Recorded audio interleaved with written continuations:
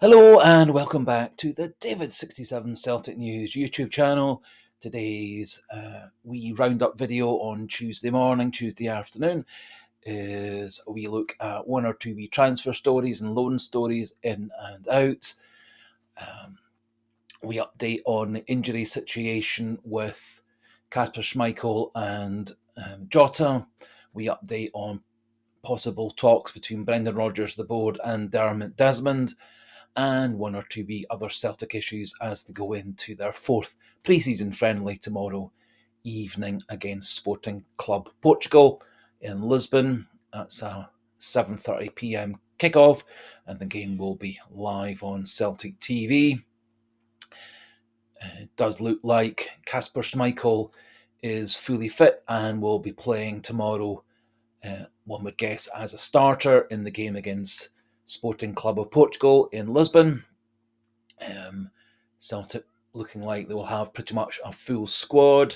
A few players not yet back off their summer holidays, such as Luis Palma and Alistair Johnston. Cameron Carter-Vickers is in his final fitness week and should hopefully be available for the Newcastle game at the weekend. If not, he will be available for the friendlies at the end of the month. Otherwise, Celtic would look like they're going to have a full squad for tomorrow evening's game. My suspicion is Celtic will probably go with a strong starting 11 and then bring in the backup players such as McCowan and Yang and Tilio in Inamura and a few others for the second half. I suspect that Kieran Tierney will get another start at left back. Maybe see Scales and Trusty as the two centre backs. I suspect we'll go with a strong midfield of Hitati, McGregor, and Engels. I suspect we might well also see a new front three for Celtic with Benjamin Nygren, our new Swedish international signing, on the right side, Dyson Maida on the left, and Adam Idah through the middle. Now, in terms of the news of players in and out, nothing very concrete in terms of players coming in. The stories regarding Celtic and Michel Onge Balikwisha of Royal Antwerp continue without there being an end to them. Celtic and Antwerp seem to be in endless negotiations with different stories one day or the next.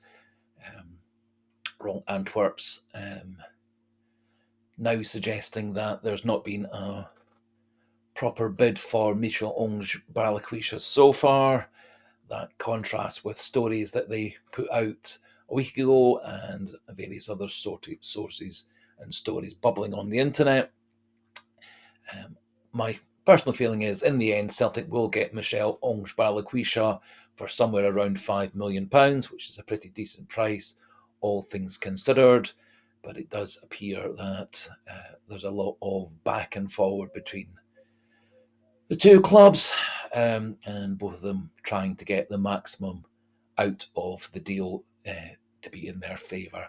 So certainly looks like Celtic are strongly looking at and making inquiries regarding Flavio Nazinho, the under-21 international left-back playing in Belgium for Cercle Bruges. Does look like Nazinho wants to move on to a bigger club with further European experience. He had a very good under-21 tournament for Portugal this summer in the UEFA under-21 tournament. And it is thought that he would be keen to consider moving to Celtic. There are a number of other teams reportedly looking at him, but no formal bids as yet from any club. I did do a little stats profile of Nazinho a couple of days ago in a video. As yet, haven't been able to source any reliable, good highlight packages to do little video highlights for him, and so we'll keep on the lookout for those. It does look like Celtic are looking strongly at Nazinho, but as yet, despite the stories on Sunday and Monday, nothing concrete and nothing moving forwards. Celtic also said to be linked to both Odsonne Edouard of Crystal Palace and Dominic Calvert-Lewin, the ex-Everton forward. I think both stories are a load of nonsense. We sold Edouard to Crystal Palace a number of years ago for something around £14.5 million. Reportedly, Edouard would be available for around £7 million. Don't think that's a particular problem for Celtic, given the fact we spent over £9 million on him, originally from Paris Saint-Germain. However, his weekly basic salary at Crystal Palace is said to be either £70,000 a week, which is way above Celtic's wage structure, or £90,000 per week, and I've certainly seen £90,000 per week several times as being his basic salary. I can't see Edouard coming to Celtic, can't see him dropping his wage demands by almost a half, and so I do suspect he'll probably end up at a lower half English Premiership side, a promotion chasing Championship side, or more likely going back to France or Central Europe. Similarly, Dominic Calvert-Lewin, reportedly linked to Celtic. His basic at Everton was £100,000 a week, and it does look like Sunderland are the favourites to sign him. On the topic of forwards, Adam Idah has been doing some press interviews as part of the previews of the Sporting Lisbon game on Wednesday, and he's saying that he hopes that he's going to get the more minutes as Celtic's main striker next season, and he's set himself a target of 30 goals per season. If we do consider that Idah and Kyogo shared the starting spot for the first half of the season, with Kyogo getting much more starts and Idah much more coming off the bench, and similarly in the second half of the season, Maeda made more starts as the central striker, with Idah more often being the backup coming off the bench.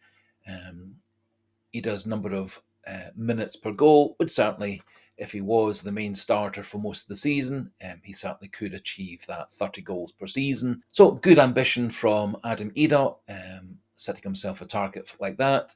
And I think he certainly, if he was the number one central forward for Celtic next season, I could see him scoring 30 goals quite easily next season, as when he is in form, he is actually a good goal scorer for Celtic with a good number of goals per minute.